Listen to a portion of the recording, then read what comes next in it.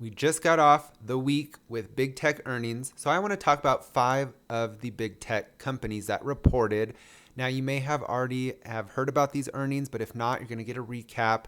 But if you have, you're going to get a different perspective. And I also created a really unique heat map that compares these companies on one chart with different financial metrics and kind of says who did better this quarter, who didn't. It's going to be something really cool to look at. So let's get started with Microsoft. This is a company that I hold in my portfolio, and they beat on the top and bottom lines. Now, revenue. We're going to look at all these companies, and you're going to notice revenue for Microsoft grows beautifully quarter after quarter. And that's what's happening here this quarter again.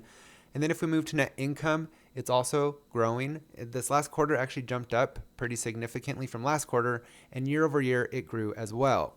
Now, long-term debt is slightly going up over the last 2 quarters, and it did this quarter as well. And that is mainly due to the huge spend on artificial intelligence. These companies are betting big on AI, and we'll get into more of that throughout this video. But let's talk about the revenue real quick. Now, these are kind of the different sections of this company, and cloud is a big part of Microsoft. So Azure grew 33% year over year. This was great to see. That means, Microsoft is still dominating in the second place and holding steady there. And I also want to point out search down there, which includes the advertising, which these companies love advertising revenue. It grew 18% year over year. Now, Microsoft with Bing, and then they have the Chat GPT functionality, are really going after Google. And actually, as we talk through this video, there's a lot of these companies that are going after Google. So the fact that Microsoft's search and advertising is growing, that's a good sign for Microsoft. But I still think they're very far off from taking any meaningful share away from Google's search business. But this could be a sign that maybe, just maybe someday, they can take at least a small chunk of their market share, but we shall see. Now, Microsoft is one of the biggest beneficiaries of the AI boom thanks to the billions it has invested in cloud infrastructure and Chat GPT developer OpenAI. We all know about Chat GPT. I know a lot of people that use it daily, so it's growing in popularity, and that's good to see. But Microsoft is also facing headwinds from increasing competition from Amazon, Google, and Salesforce, which have developed or are developing their own OpenAI rivals. So something to keep an eye on with Microsoft. But overall, I would say decent earnings for Microsoft. It didn't knock us out of the park like certain quarters have in the past, but it's still showing the strength of Microsoft, the dominance, and that is, for me, good as a holder of Microsoft. Next up is Meta. Now, Meta beat on the top and bottom lines as well. And we'll see here the revenue is growing. And then their net income is also increasing.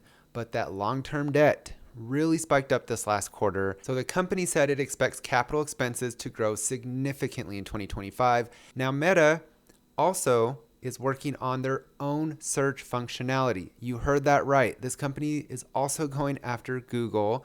And it's for Meta AI service that will allow users to ask questions and get answers about current events. The goal is to ensure Meta will no longer have to rely on Google's or Microsoft search engines to answer certain queries. So again, Google is also having to not just face Microsoft, but now Meta. So we're going to have to see how this develops over the next year or two. It's going to be fascinating to see if Google can hold its dominance in its market share with its search business. Now, Meta also said, this isn't a big portion at this point, but they said that their Meta Ray-Ban smart glasses are growing in popularity, and this is something that Meta wants desperately. They want a device that is kind of popular like the iPhone that they can control, right? Apple, a lot of things have to go through Apple. The Facebook app does.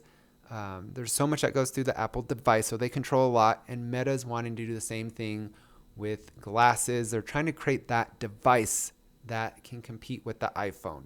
So this is, I think, very far off, but the fact that their Meta Ray-Bans are growing in popularity gets people more familiar with Meta's products. We'll see how this goes.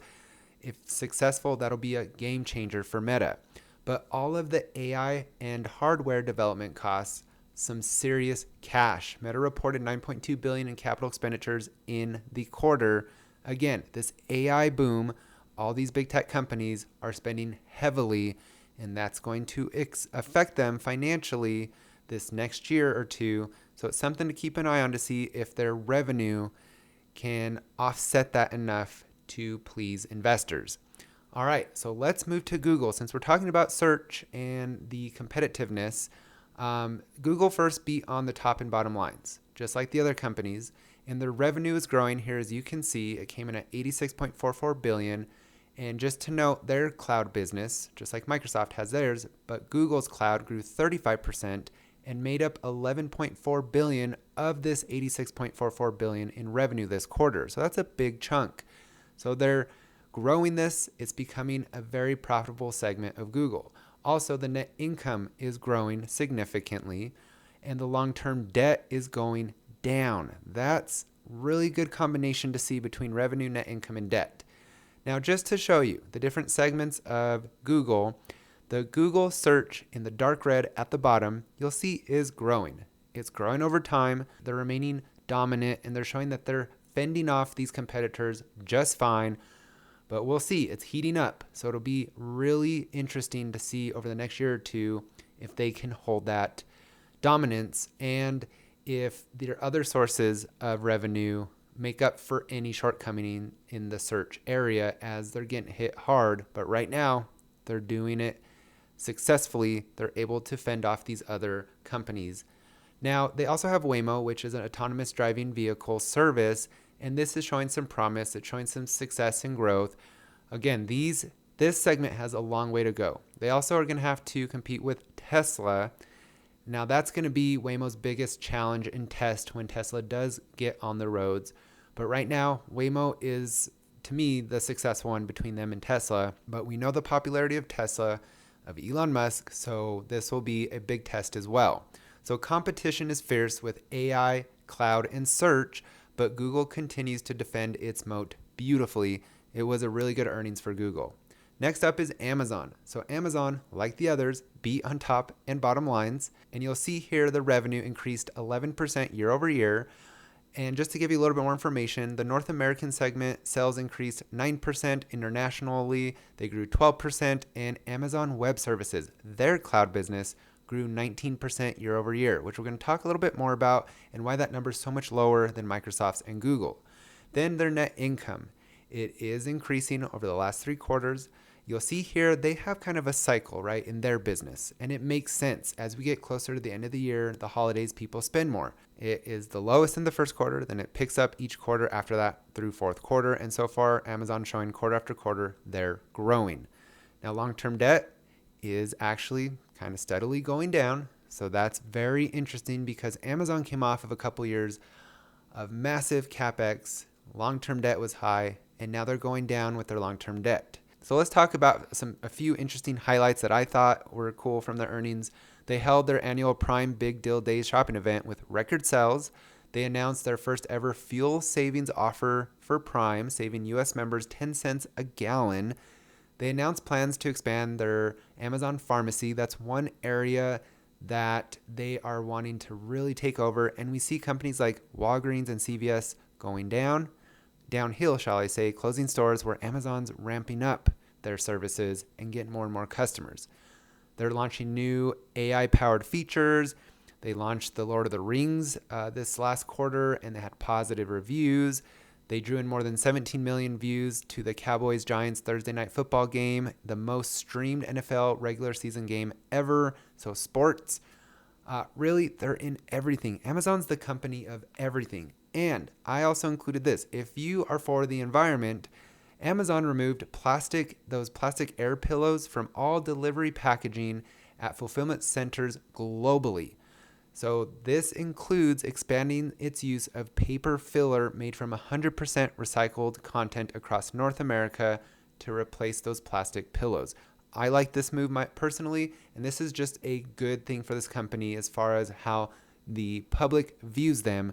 Smart move in many ways.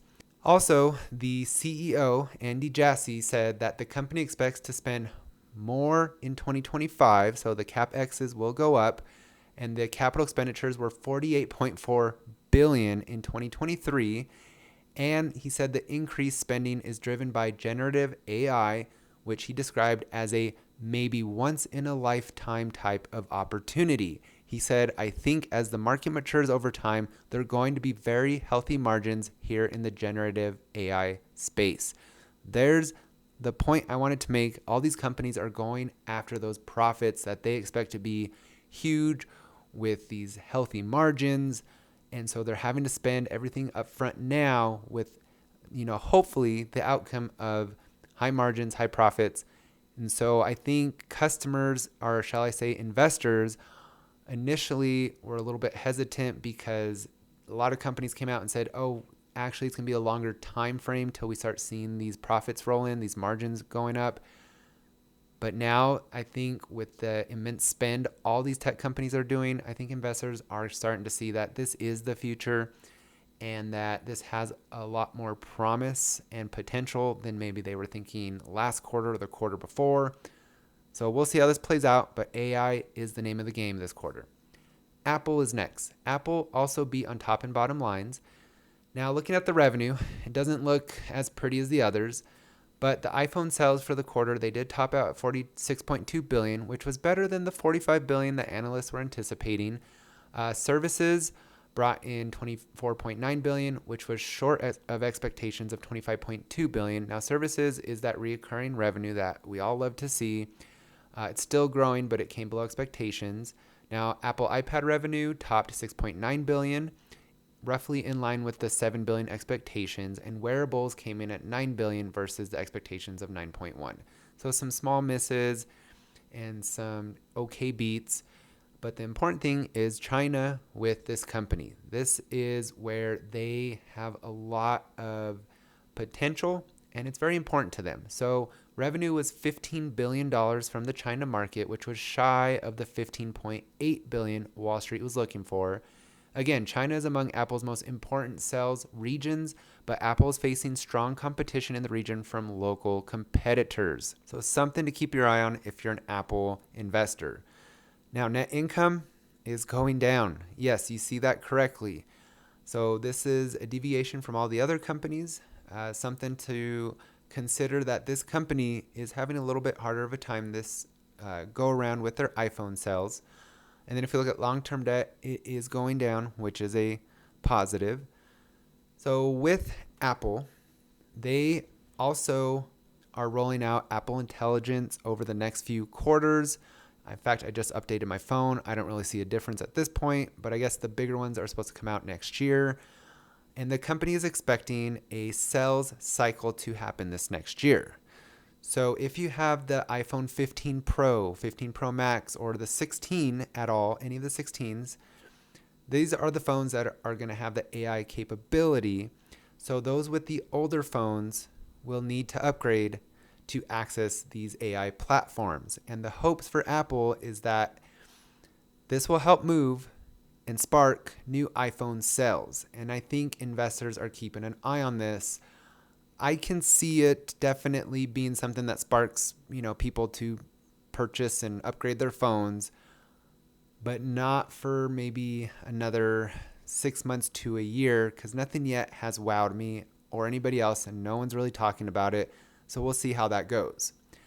Now that we talked about all these 5 tech companies' earnings, let's look at it on this heat map that I created. I think this is a kind of a cool way to look at it. So if you look at revenue, of course, the green is the best performing company and the red is the least performing, and the other colors in between. So for revenue, Meta grew the most at 19% year over year, where Apple grew the least at 6%.